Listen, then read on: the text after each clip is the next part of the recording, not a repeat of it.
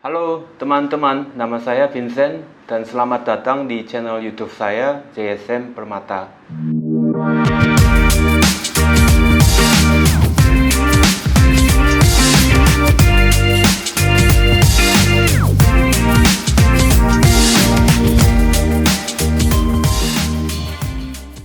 Di channel ini, saya akan memperkenalkan tentang cara bisnis dengan orang Korea, apa yang diharapkan saat kita bekerja di perusahaan Korea, dan cara mencari peluang pekerjaan di perusahaan Korea untuk teman-teman Indonesia.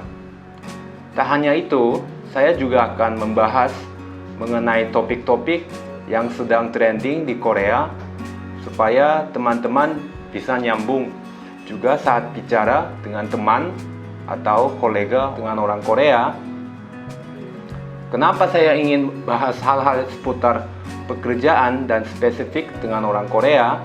Menurut saya cukup mengerti etika dalam bekerja, ekspektasi dan perbedaan kultural antara orang Korea dan Indonesia. Untuk latar belakang saya sendiri, saya adalah orang Korea yang sudah menjadi WNI. Saya sendiri juga pernah bekerja di Korea maupun di Indonesia. Dan saya adalah orang yang sangat cinta dan antusias terhadap kultur. Di YouTube, sudah banyak channel yang membahas topik K-pop, K-drama, K-food, dan K-fashion yang sangat hot. Saya yakin banyak sekali teman-teman Indonesia yang sangat tertarik atau bahkan sudah bisa bahasa Korea. Saya rasa banyak juga teman-teman Indonesia yang mungkin mempunyai cita-cita atau impian untuk bekerja di perusahaan Korea ataupun sekedar ingin berteman dengan orang Korea.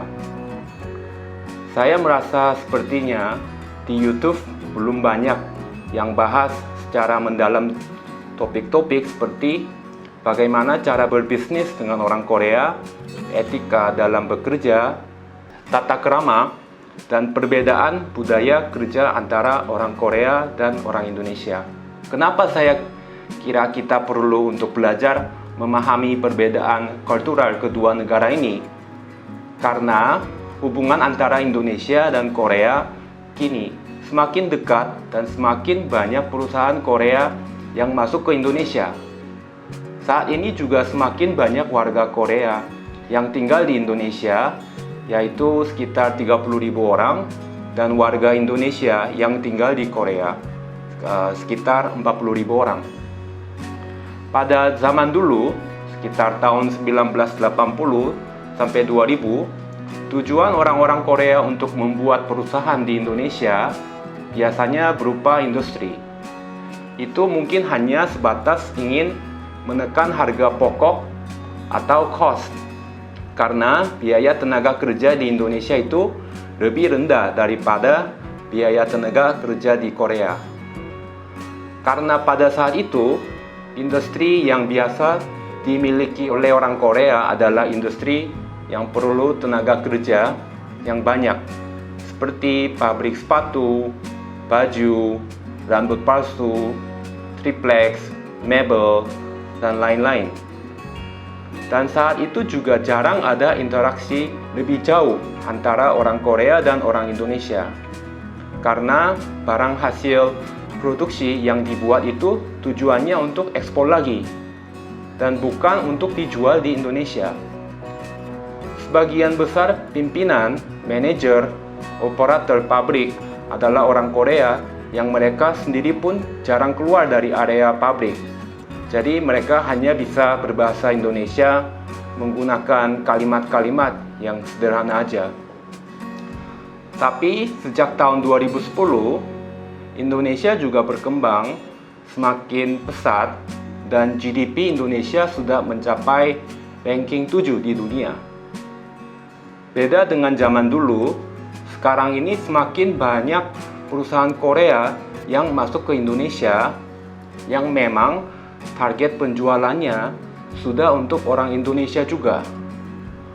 Contohnya barang elektronik seperti Samsung, mobil seperti Hyundai, department store atau supermarket seperti Lotte Mart, bank seperti Bank Hana, perusahaan sekuritas seperti Mirae Asset, sampai dengan berbagai UMKM di bidang kosmetik, makanan, fashion, dan lain-lain.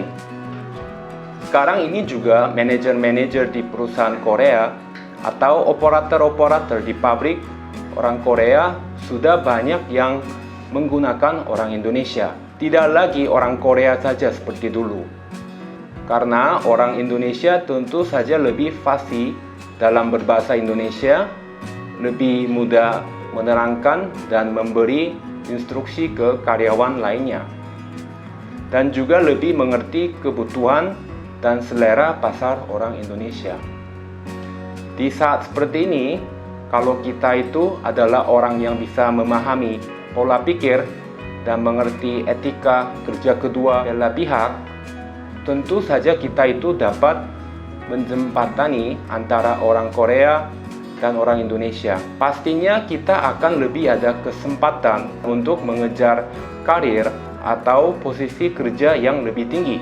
Oke, saya kira mungkin cukup untuk perkenalan kali ini. Kalau ada saran atau pertanyaan, silakan komen di bawah ini dan info saja bila ada topik yang kalian ingin saya bahas. Terima kasih dan jangan lupa klik like dan subscribe.